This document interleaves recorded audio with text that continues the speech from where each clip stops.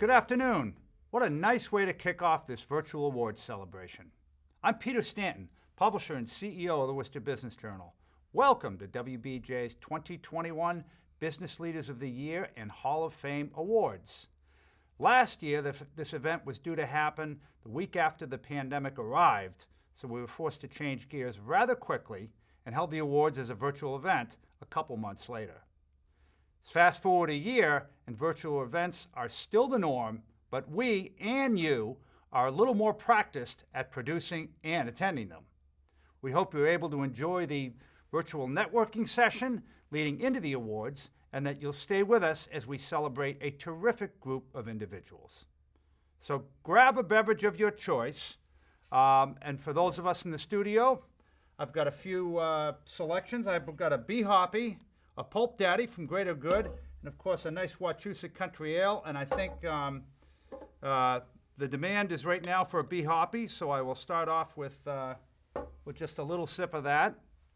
While you can't whoop and holler in person, you can send a virtual congratulations by raising your hand, giving a wave or a like, or typing a congrats message in the chat box or comments section.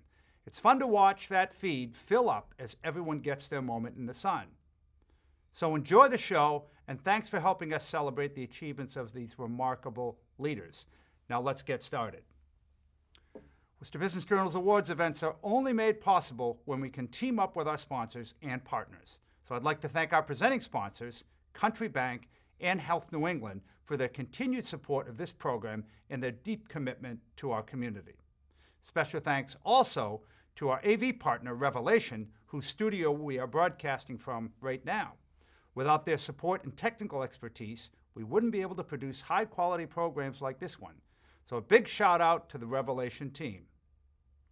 Now I'd like to give our sponsoring organizations a chance to say a few words of welcome. First, it's my pleasure to introduce Paul Scully, President and CEO of Country Bank. Last time I introduced Paul, he had a massive Country Bank sign in his background that showed their big presence at the almost open Polar Park, and I know we're all looking forward to taking in the game. Paul, the floor is yours. Thanks, Peter, for those great remarks. I really appreciate the introduction, but more importantly, I really appreciate being here tonight to help honor all of the recipients of the 2021 Business Impact Awards and the Hall of Fame. Tonight is really a special night. Although we're not at the golf course, which is always a tremendous venue, it's nice to be able to connect and think about last year and to honor all the businesses that did a great job. You know, when you often hear about hindsight is 2020, and I think when we think about 2020, so many of us say, boy, I never want to relive that year. But when we think about it, we think about the resiliency of all of our local businesses, so many who will be honored tonight, but more importantly, all of the other businesses that have hunkered down, made it through some tough times. And I think tonight we celebrate all of them, as well as the honorees and recipients, to a tremendous fortitude to be able to make it through an amazing tough time. So I hope you'll join me in a toast. I know it'll be a virtual toast. That's okay. Someday we're going to come out with a way that they have a beer tap that comes right out of your laptop. But until then, cheers to the recipients, cheers to 2020, and to all of the business folks and their staffs that did a tremendous job making it through a tough year. Have a great night. Thank you, Paul. Now I'd like to introduce Richard Swift, who is the new president and CEO of Health New England, a longtime partner on many WBJ events over the years. Hi, and thank you for your warm welcome. I'm Richard Swift, the President and CEO of Health New England. I might be newer to this community, but I'm not new to recognizing business excellence. I'd like to thank the Worcester Business Journal for inviting us to be a part of today's event, celebrating everyone's hard work and achievements. We commend you and your staff, our honorees and guests, for curating this virtual event, and I wish a warm welcome to all of you watching these presentations. Like you, Health New England understands the importance of making an impact by working together. We recognize the need for strong leaders across all industries, those among us who have a vision, rise to challenges, lift up others, and get results. 2020 will be remembered for immense uncertainty and testing the mettle of all of us as leaders. Today, we will get to know the honorees who have demonstrated their success. They've adapted to uncertainties, made the pivot, and through their hard work and dedication, have made meaningful and lasting differences in our communities. It's a great day to recognize people and companies who have demonstrated unique vision, innovation, and best business practices. And given what we've gone through, I can't think of another year where these rewards were more deserved. Shortly, we'll meet a remarkable group of leaders from education and healthcare, human services and philanthropy, consulting, and realty professionals. And we'll meet the inductees for the Hall of Fame class of 2021. I'm sure you will appreciate their stories of hope, perseverance, business excellence, and lifetime achievement. Collectively, they have made an immense difference in the quality of life for thousands of people. Our Health New England associates also strive to make a difference every day.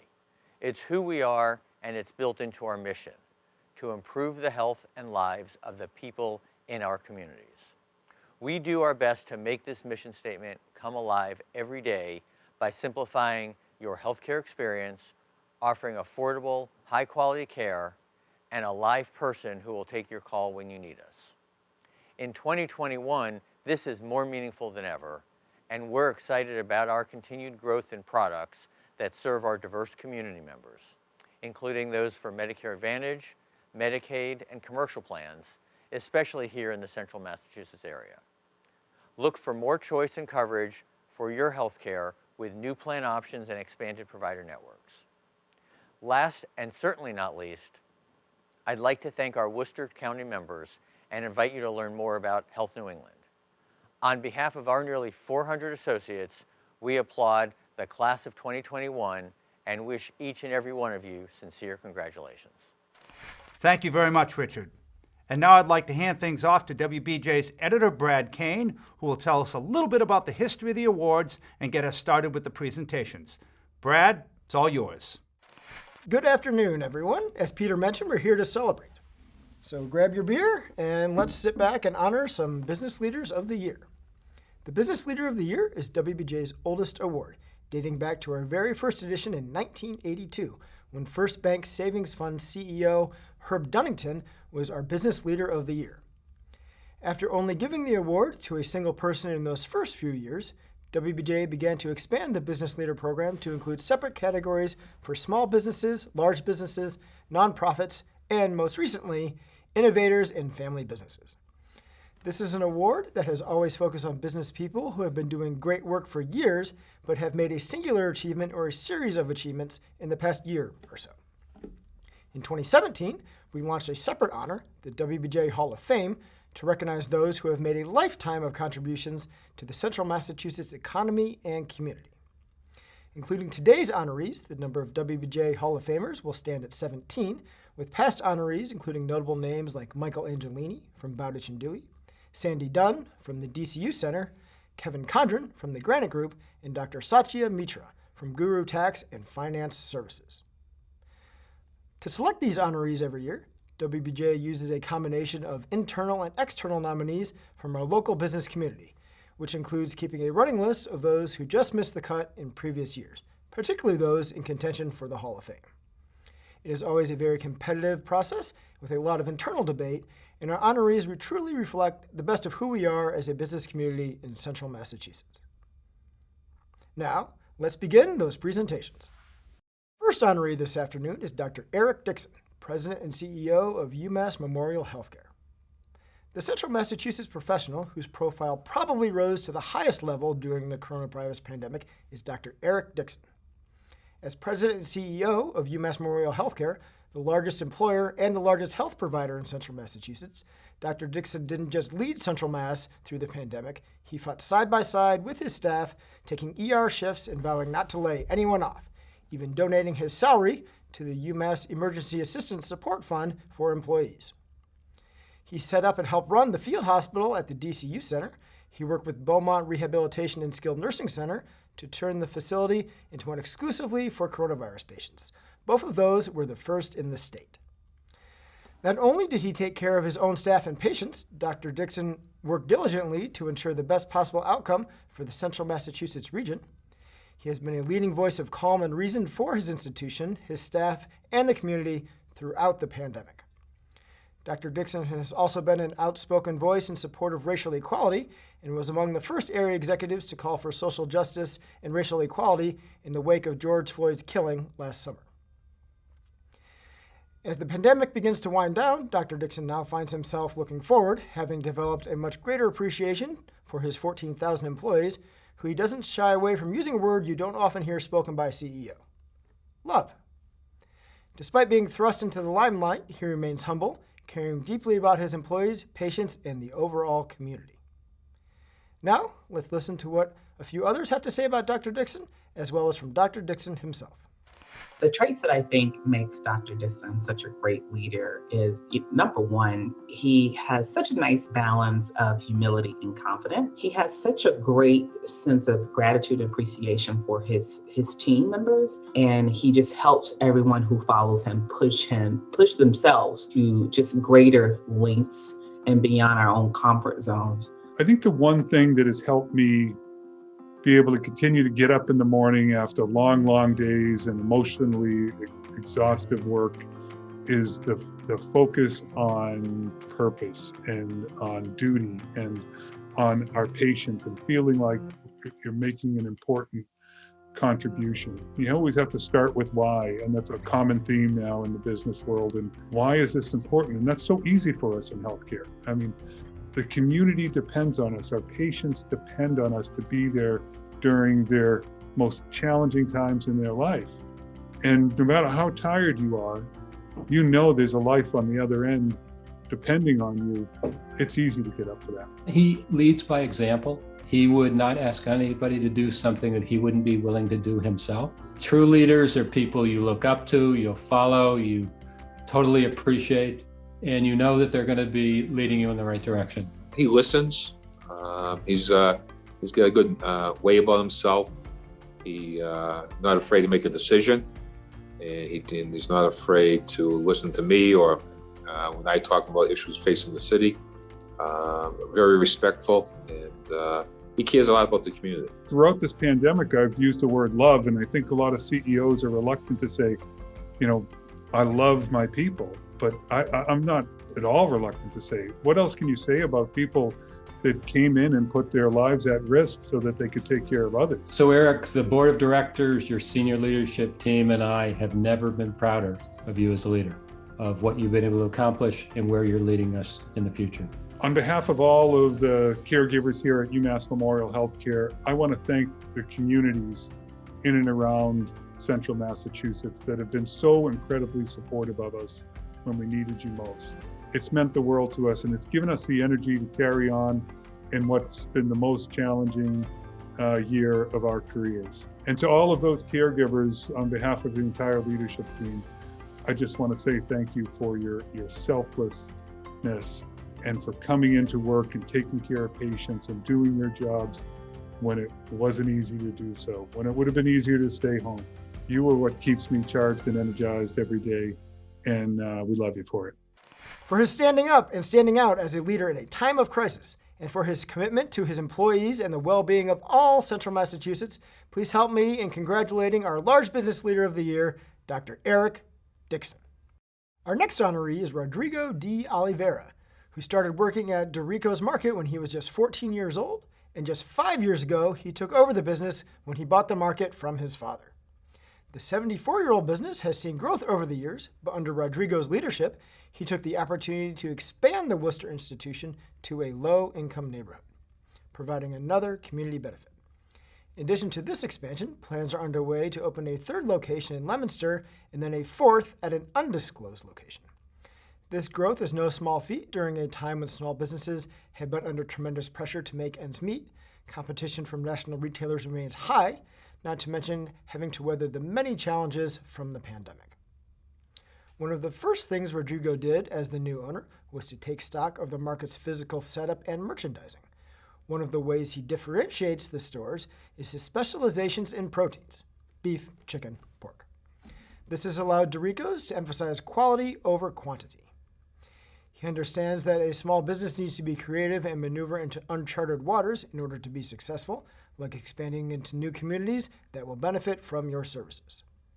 Small markets like Dorico's can provide a different level of service to area residents, and they also benefit from being nearby to many customers who can shop there without a car, especially in some of the lower income neighborhoods.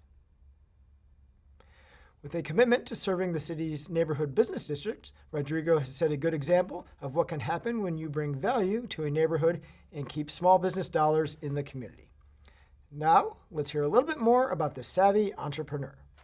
It's always nice to see when a locally family-owned business can withstand all the trials and tribulations that are thrown at them. I think that it speaks volumes to the fact that he has such a big following and has the support of his local community. We do this specifically because we want to be successful to help other people. I have a great team that allows me to be able to do what I've done. I definitely could not have done any of this without them and without my great staff and my great management. As an entrepreneur, I always used to joke with my attorney that, my goal was to be the least educated person in my group, because I want to be able to learn from all the people around me to make me better. That's, for any entrepreneur during this year who was able to forge ahead, you absolutely needed resilience and, understanding that every single day that you woke up, there was going to be another problem you had to solve. The one thing I think that I admire of, Rodrigo is that if you put your head down and you really care about what it is that you do and you have a passion for it, nothing, not even a pandemic, will stop you from achieving your goal. I would say I get my passion and drive from many years working with my dad. He was, for me, the greatest example of what an entrepreneur could be. I think that when you work with someone who does everything they can to further their company and also everything they can to be a great husband, father, and a family man, it makes you want to be the same or better. It kind of forces you to, to think, well, if dad could do it, then I can do it. His father would be so proud of him because he was still with us. I remember when Rodrigo took over the business and talking to him, and he was so excited how he's going to really bring the business to the next level, and he has. He opened a place, a second spot on Cambridge Street here in the city of Worcester. It's an absolutely beautiful store. And he's going to expand to a third store, and eventually a fourth store up in Northern County. I wish him well and all the success in the world as he moves forward. Thank you to my management staff, and thank you to all the Doricos, family staff, that all the employees who make this possible. You guys are absolutely incredible. I couldn't be prouder to have all of you working in our company. Thank you to my dad for teaching me everything that he did and making this possible, and just thank you to everybody involved in the award ceremony. Thank you all around to everybody who made this possible. For his commitment to locally owned business and supporting the Worcester community, please help me in congratulating Rodrigo D Oliveira, our Small Business Leader of the Year. Our next honoree is Dr. Luis Padra, president of Quinsigamond Community College. As a child, Luis Padra immigrated from Cuba. He grew up in an impoverished neighborhood in inner-city Miami with parents who had lost everything when they immigrated. They urged him to study hard because education was the only thing that could never be taken away from him. Today is Dr. Padra's mission to ensure that education is a gateway to a better future, especially for students like those at Quinsigamond Community College, where he is the president. When the pandemic hit, Dr. Padra looked closely at the needs of his institution, a non-residential school serving commuter students, a lot of whom are frontline workers, and quickly pivoted QCC's educational model to almost completely online. A quick and thoughtful decision that led to uninterrupted academic progress and kept his students and the community in which they live and work safe. But Dr. Padra didn't stop there. He knew his students would need additional support, so he set up an emergency relief program in a drive-through food pantry. He understands that these days, community colleges are not just about education. They also provide a lot of social services to students and connect them with additional services they need in order to succeed. This holistic perspective, along with a strong commitment to student success and his embrace of collaboration as a means to help them reach their goals, has defined his leadership approach. Originally, Dr. Padra became an ordained minister and earned a doctorate in philosophy and theology. For many years, he taught philosophy. but after spending extensive time in the classroom, he determined his commitment to social justice would be better served by taking on a different role, that of an administrator. He continues to be a leader in advocating for equality and racial justice, believing that the onus is on educational institutions to act as conduits for understanding and progress. Now let's hear what a few others have to say about Dr. Padra, as well as from the man himself. I think Dr. Padra, from many conversations we've had and discussions in our relationship as board chair and president, I think that he is moved by his experience coming from Cuba and then being in school in Miami and then accomplishing all that he has. And I think that he wants that same opportunity for everybody in this country. And I think he is particularly passionate about the Latino population. And he knows that the Latino population in Worcester is a population that we need to engage around. We need to engage. I've known Luis for many years now, and I know that he has always been focused on students. And I think that his passion, his heart has always been in student success, making sure that students have access and opportunity to education, making sure that he provides for them everything that the institution can to make them successful, and that is where his heart is.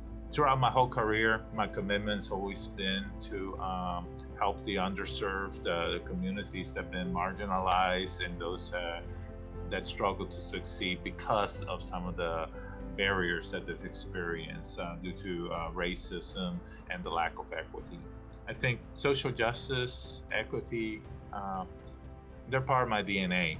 Throughout my whole career, I've always been an advocate for equity, for achieving social justice, and more importantly, to look at how we can use education to overcome some of the divides that we find, because I believe that education empowers people to be able to be more successful.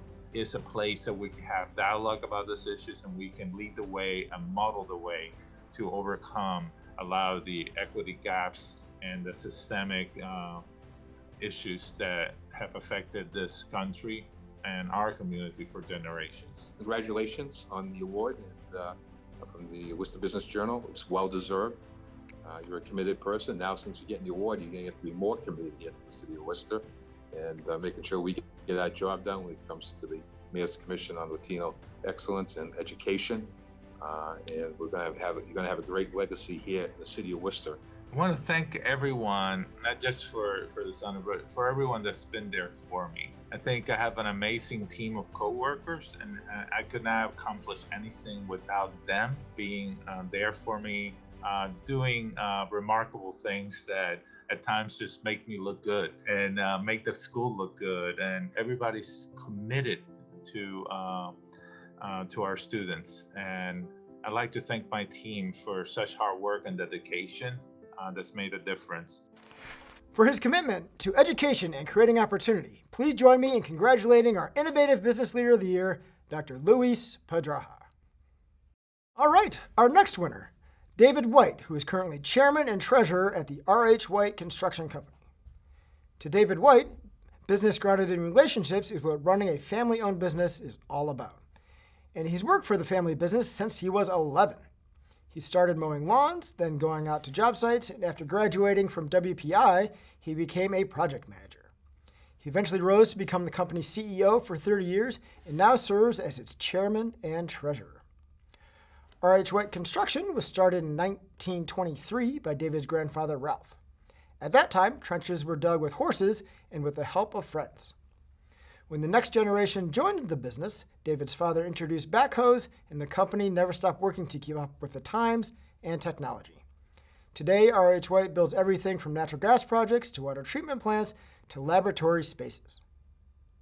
When it comes to a family business, David says it goes beyond his own relations. His children are the fourth generation in the business, but in an industry where employee retention is challenging, R.H. White employs several third and fourth generations, including fathers and sons, mothers and daughters.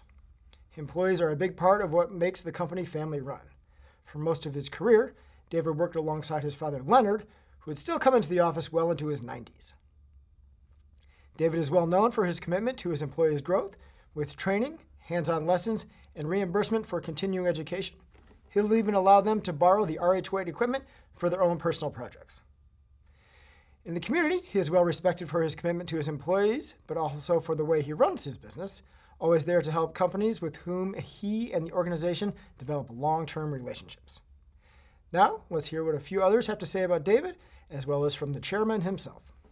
The one trait that makes David White a good leader really revolves around his passion for the business, his passion for the employees and their well-being.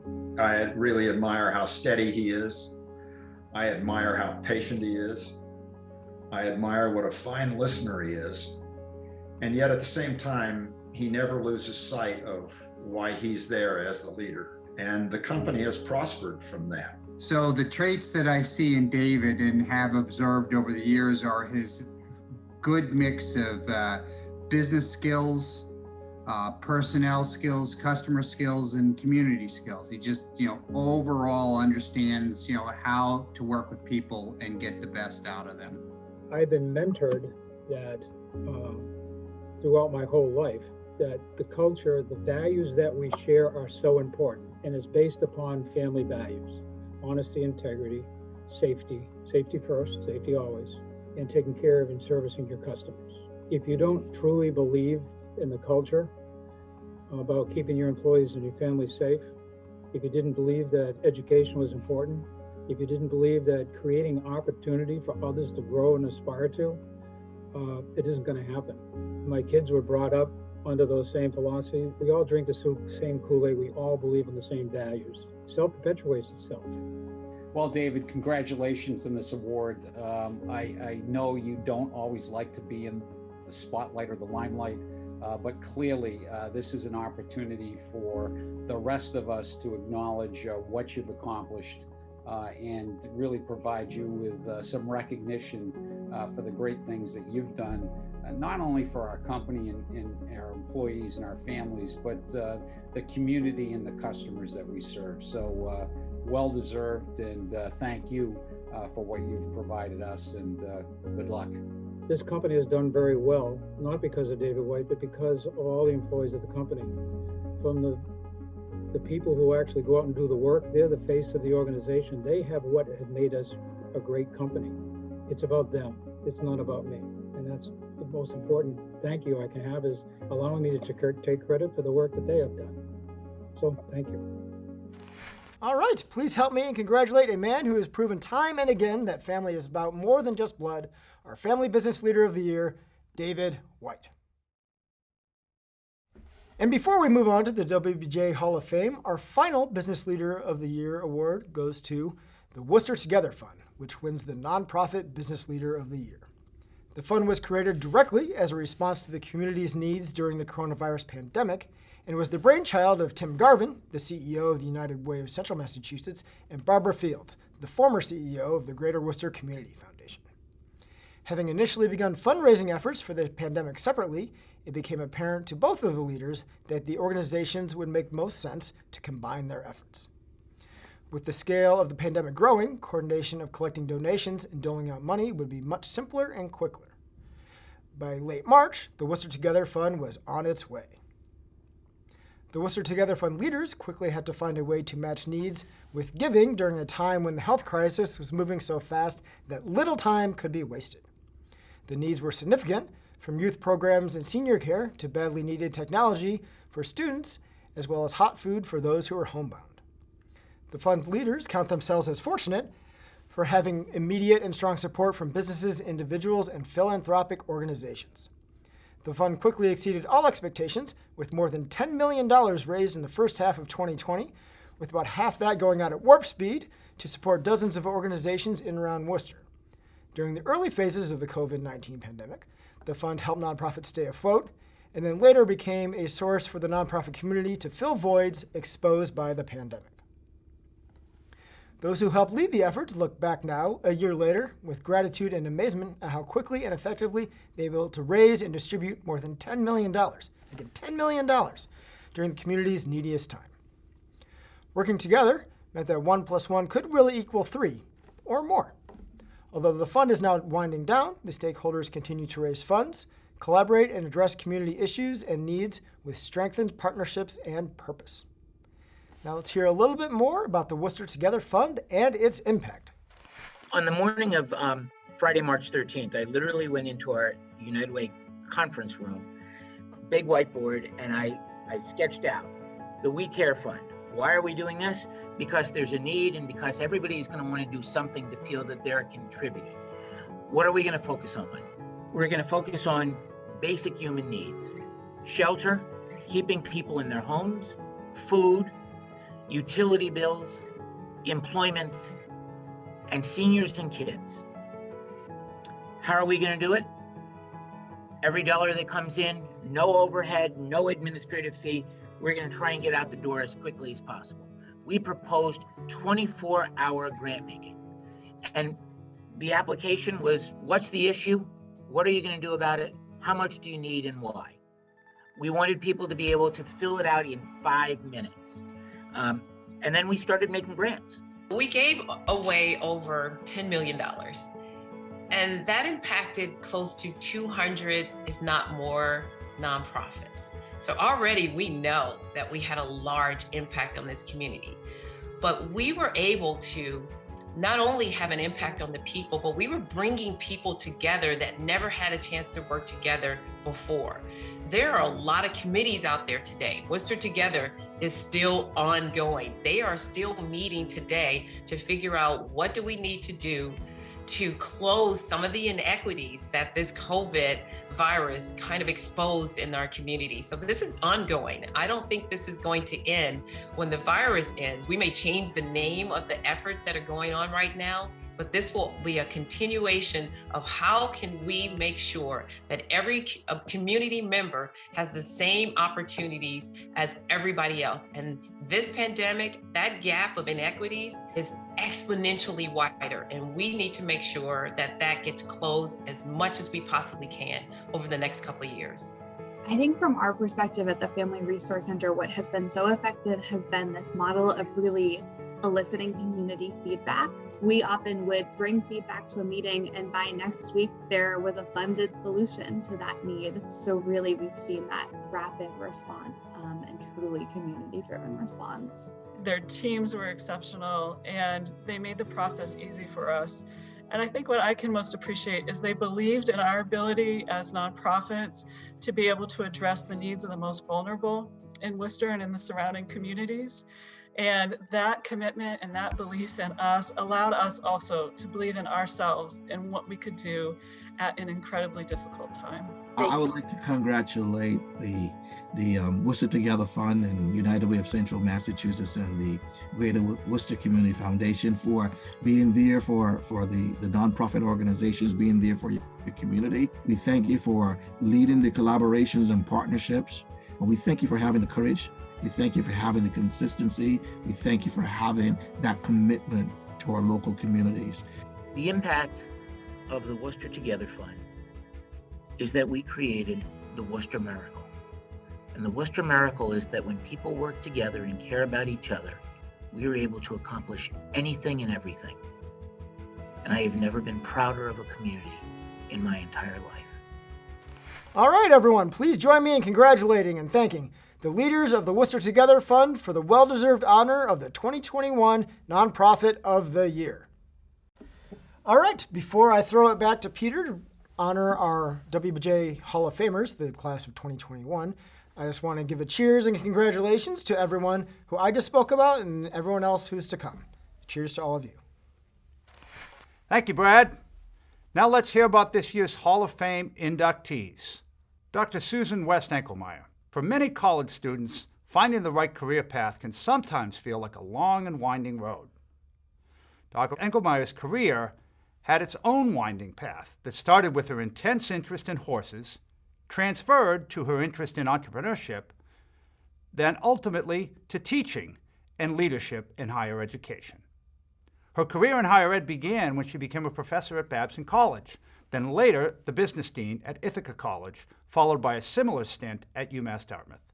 Since 2011, she's been president of Nichols College, dedicating the last decade to providing a vision and steady hand at a time when there have been many challenges to small independent colleges, from rising costs to shifting demographics, not to mention managing through a pandemic.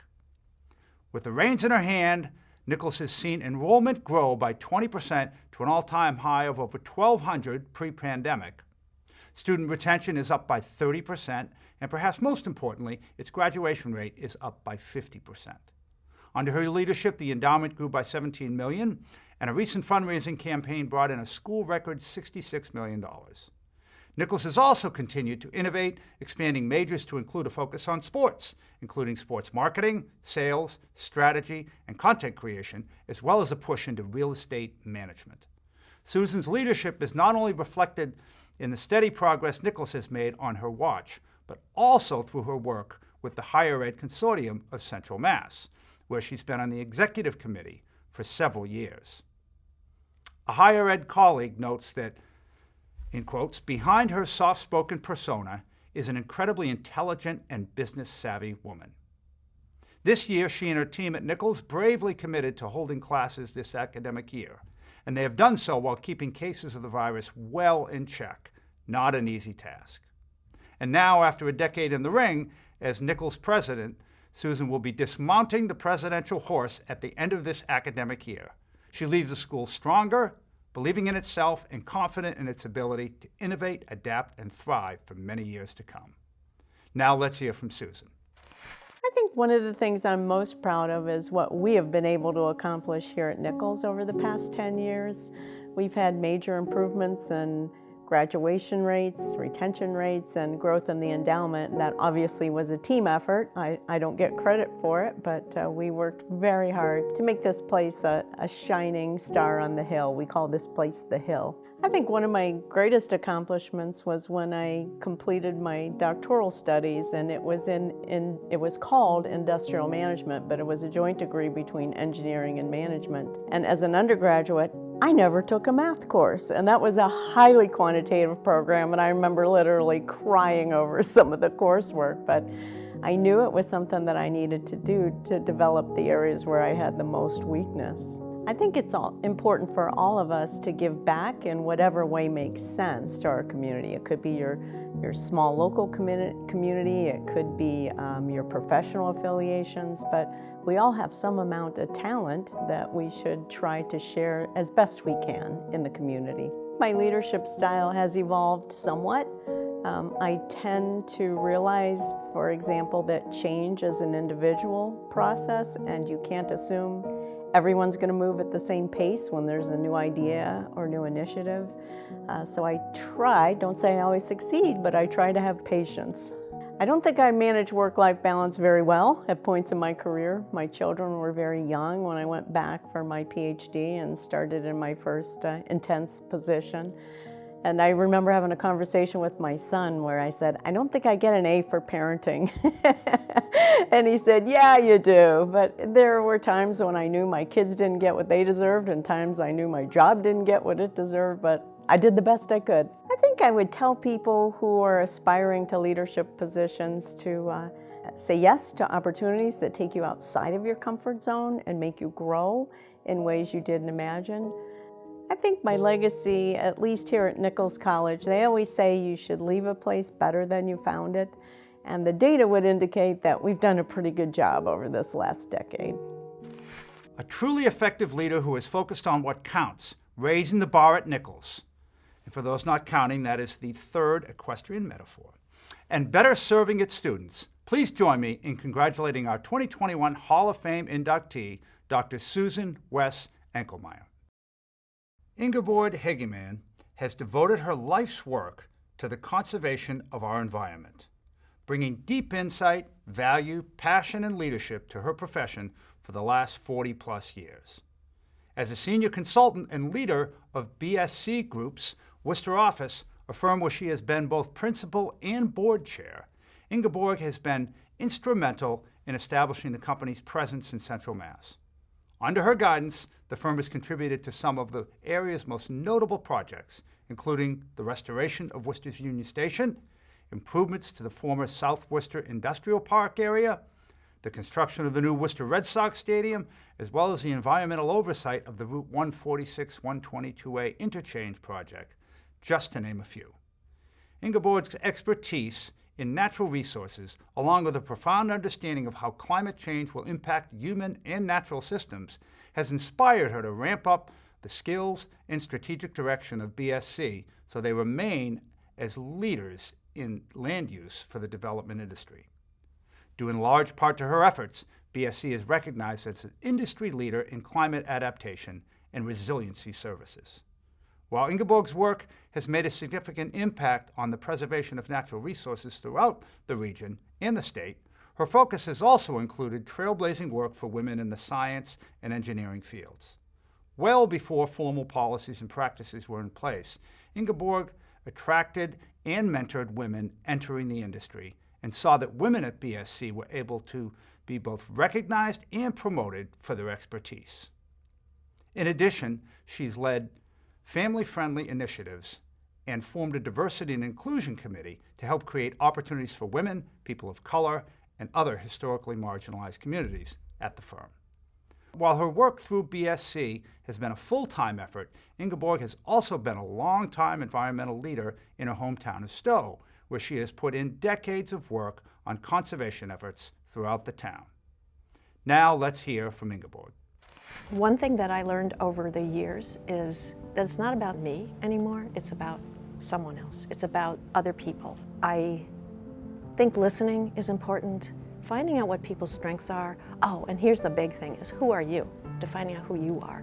Because you can be the best leader when you know who you are and you're not floundering around like, how should I respond to this? So just being confident in yourself, understanding who you are. And when I started actually here at BSC in 1981, the president became my mentor. He just listened to my suggestions, he believed in me, he encouraged me. He also reined me in when I had to be reined in, but he gave me that initial confidence to really move forward.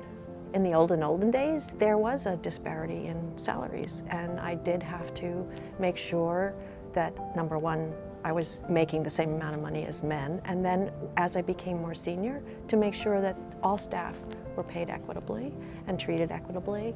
And I think the company's really just blossomed in that way over time. I am very bad at balancing work and home life, or personal life and career life. I am incredibly lucky to have had a husband. I still have the husband who helped me raise the kids, did the cooking, largely cleaned the house. My recommendation is don't try to always be able to do everything. You know, pick priorities. I'm very fortunate I have a wonderful family. My advice to a young woman just entering the career is to believe in yourself. Find your passion, pursue that. Ask questions, but answer them yourself in part, because you've got it all. And then of course, find yourself, figure out who you are. You can change, you can respond, you can lead from your own point of excellence in your own group. You can be so good that you become the go-to person, but you don't have to be the best. You don't have to be the best, right? Just be good, be thorough, learn, and learn from yourself too. For her passion for conservation and protection of our natural resources and her work to promote opportunities for women and other diverse communities, please join me in congratulating our 2021 Hall of Fame inductee, Ingeborg Hegemann. Charles Chip Norton Jr. is the Managing Director of Franklin Realty Advisors, LLC, a regional real estate, development, and commercial property management firm. Having been in the real estate industry since 1981, Chip is well known for his expertise in creating lasting public-private partnerships, promoting historic preservation, and always operating in an environmentally responsible manner. He has been the driving force behind a number of real estate projects that have reshaped communities in Central Mass over the past 25 years. His most significant properties include the Mercantile Center, the Worcester Business Center, and One Chestnut Place, all in Worcester, and the Southbridge Innovation Center. Chip is not only committed to bringing high-quality development to downtown Worcester and the region, he's also put his shoulder and his resources into supporting the community, especially during the COVID-19 pandemic. Through the Mercantile Center, he has provided complimentary space for UMass Memorial to launch the first free COVID-19 testing site in the city. And now there is an adjacent space being used for one of the hospital's vaccine clinics. Additionally, during the pandemic's initial surge, he arranged for the Southbridge Hotel and Conference Center to reopen its doors to provide rooms for Harrington Hospital's frontline healthcare workers. Chip has also supported a number of nonprofits that have struggled due to the pandemic. His annual charitable contributions support a wide variety of organizations enriching our community. There have been a number of developers who have been discovering Worcester over the last few years, but Chip Norton discovered Worcester decades ago and has been a difference-making investor in Central Mass well before the market heated up. Now let's hear a bit more from Chip himself. I think my proudest moments in this industry have been my ability to work through the tougher deals and bring them back into the marketplace and profitably at the end of the day. My projects all interact with the community one way or another. I'm in the service business, whether I like it or not. When I build a building or renovate a building and fill it with people, I now have to manage that building and provide services for those folks and the community. And that's a really important part of what I'm all about. We are a fabric of the community at the end of the day, and especially now where I have two major projects that are the largest in their community. It's incumbent upon me to play a very important role because of the size of the projects and the number of people that project impacts both in Southbridge and here in Worcester. The best way to lead is by action. I would never ask either my people or my subcontractors or vendors to do things that I wouldn't do, and I think that's really important. I think people need to have some structure, but they also need to be able to think on their own. If you have your own company, which is really all I know, I've never really worked for anybody, learn your business, your trade from the ground up, which is the way I learned real estate, from the property management side up through ultimately the development world. Learning how real estate breathes and functions and what it needs to be like once it's built is really important. So if you learn that on the front end, that helps you understand ultimately the product that you're going to build, renovate, deliver to the market. What I try to do is build a product that's of good quality and will match the test of time, will last.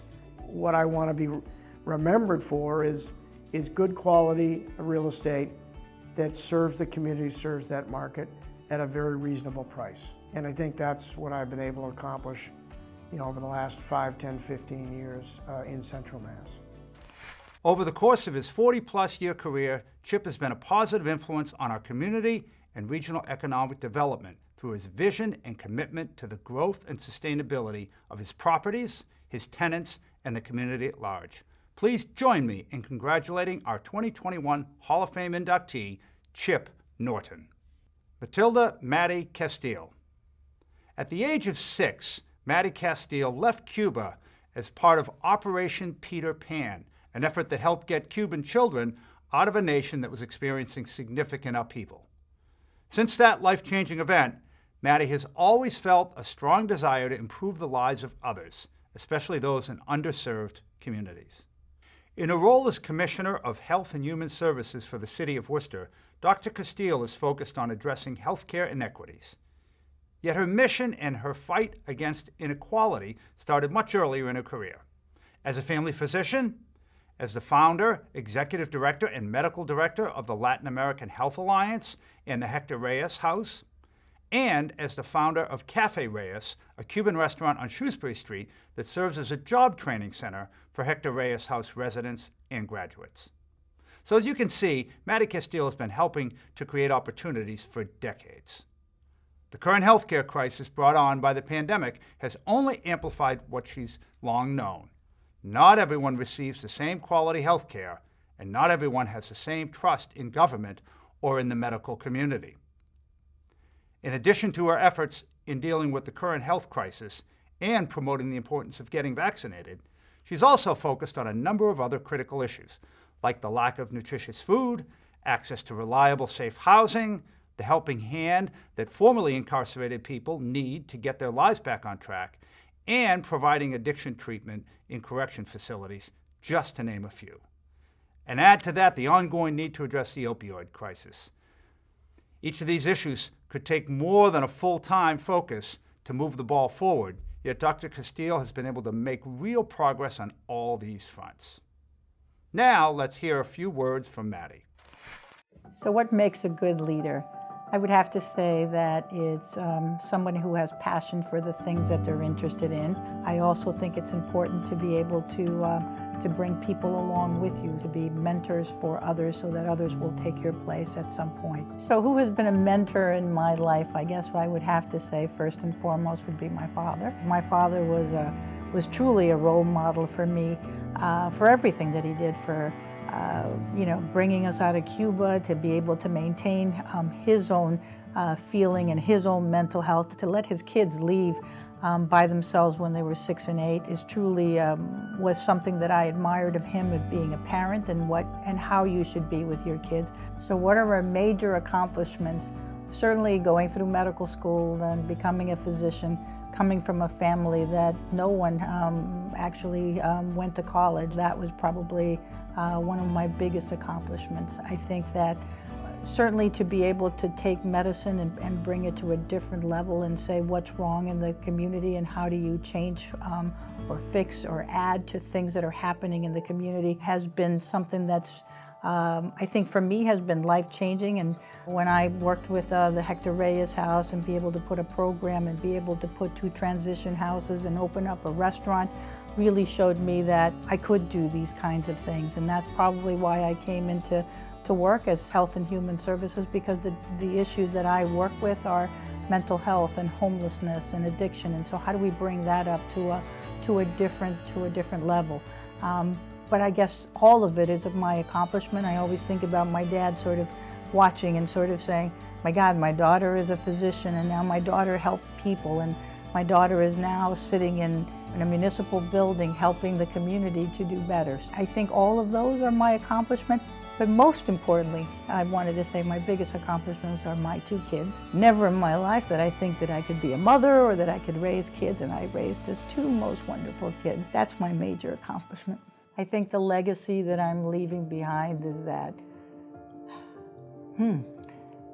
that I'm an immigrant who came to this country,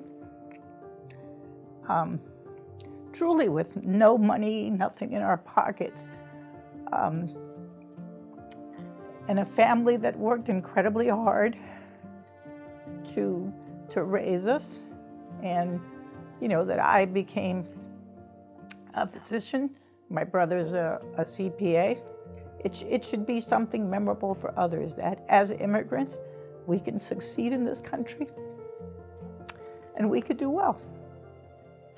For her devotion to her career and community, for bringing her entrepreneurial skill and passion to advocate and build opportunities for the underserved, and for making such a tangible difference in so many lives, please join me in recognizing Dr. Maddie Castillo as a 2021 Worcester Business Journal Hall of Fame inductee. Thank you to everyone for joining us this afternoon. We hope you've enjoyed the ceremony. And thank you again to our presenting sponsors, Country Bank and Health New England, and our AV partner Revelation for help in producing this new virtual platform. And of course, WBJ's event producer extraordinaire, Chris Prosser, who orchestrates all the many moving parts into a first-class presentation. Thank you, Chris.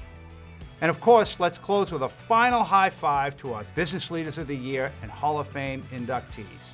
Cheers to all.